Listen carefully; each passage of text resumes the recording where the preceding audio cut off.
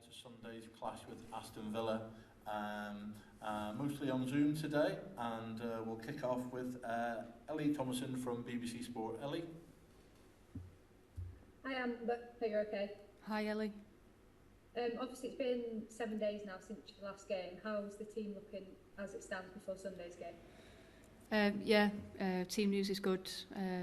Got everyone fit, healthy, just still without Hannah. She had a little setback earlier in the week, but shouldn't keep her out too much longer than expected. And how's it been this week? Obviously, after the game, you kind of said it wasn't like you that night when losing to Arsenal. You said it wasn't like us, it wasn't a typical Liverpool performance. What's it been like this week, and are you happy with kind of the preparations heading into the weekend? Yeah, we've had a good response this week. Didn't expect anything different really. We review and reflect in the same way as we would with coming off the back of a win. So lots to take from that game. They've been really good in training this week, and we're ready for Sunday. And how's Jazz Matthew been this week? I know everyone said after the game they'll rally around and pick her up. Has she taken much picking up this week, or has she just got on with it and bounced back? No, she's been absolutely fine. And going into these last 5 games, obviously you've still got an FA Cup semi-final to play for, but in terms of the league in these last 5 games, how much have you got your eyes on that 5th place finish? Is that what you're targeting? Are you setting those kind of targets yet? I think that's something that we can definitely aspire to. Other than the position in the league, we want to improve every week. We want to improve the performances. I think that's just as big of a focus for us as our, where we finish in terms of our league position. And how have you, obviously before you'd even took charge of the game, when you were named interim manager, you said, you were keen on the job on a full-time basis. Is that still the case? Have you enjoyed kind of your run so far, and is that still your ambitions going forward? Absolutely loved it. Got really good people here in the building. I've said that so many times before. Great staff, great players. Fantastic club to work for. So yeah, nothing's changed on that front.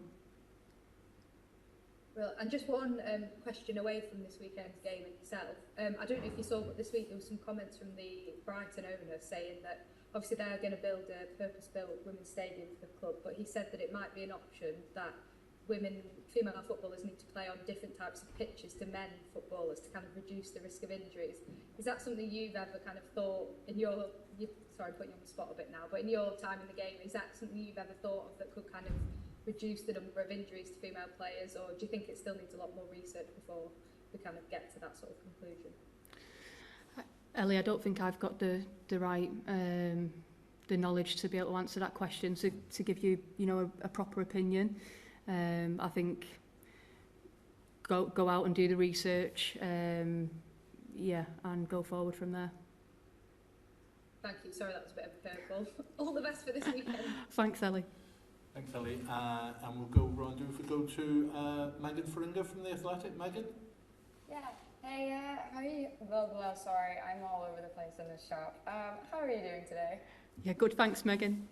Yeah, real quick, you just said that the last game wasn't a typical Liverpool performance. Obviously, you've only been in charge for a couple of games now, but under you, what do you think a typical Liverpool performance is? Organised.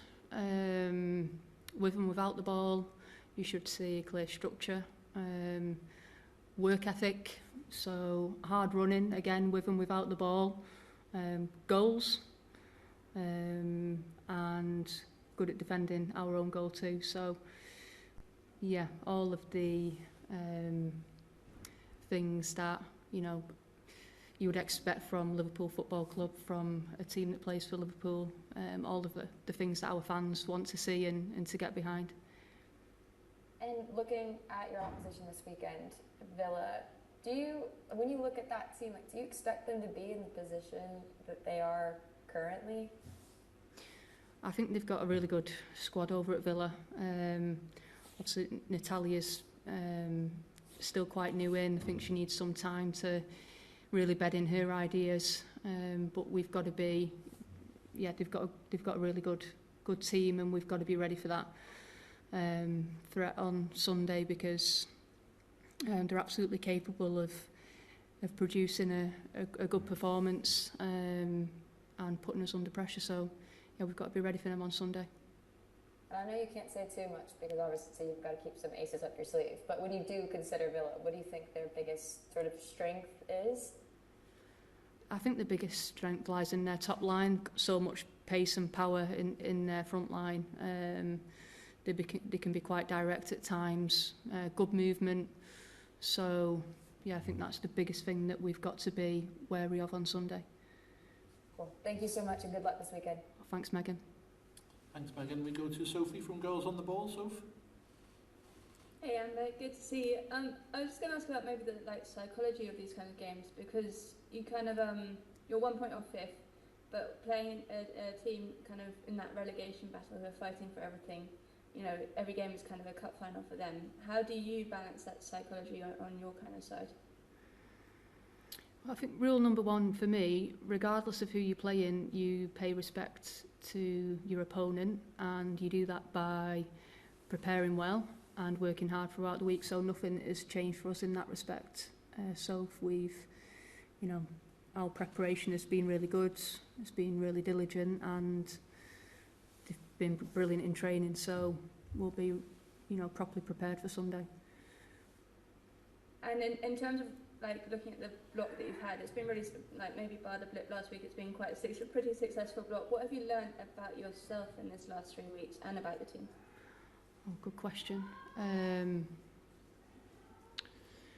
I'm not sure if I've had time to properly reflect from a personal standpoint, but I think from a team perspective, it's just really affirmed what I knew already, that we've got really good people in the room, really talented playing squad, and they've been able to, I think, really show themselves in this last block of games.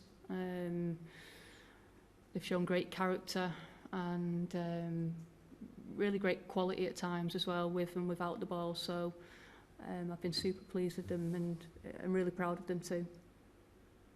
And I guess maybe international break gives you that chance to reflect a little bit. Yeah, I'll go away and do that self-reflection for sure. Brilliant. Thank you so much. Good Thanks, luck on Sophie. Sunday. Thank you. I think we've just got Jeff Pickett left, freelance broadcaster. Jeff, anything from you? Yeah, hi Amber.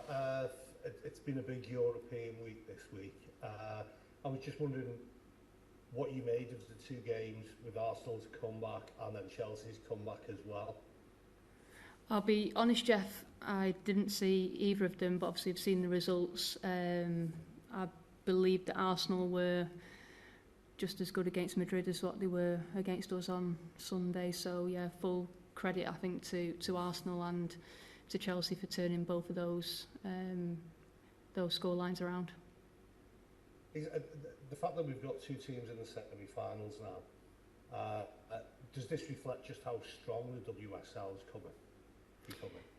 Yeah, I think so, and really pleasing to see, two English teams in the semi-finals of that competition. So yeah, best of luck to both of them. Thanks very much. Thanks, Jeff. I think that concludes us for today. Thank you very much, everyone. Hopefully see a couple of you at St Helens on Sunday. Otherwise, enjoy your football wherever you're seeing it. Thanks very much. Thanks, everyone. Thank you.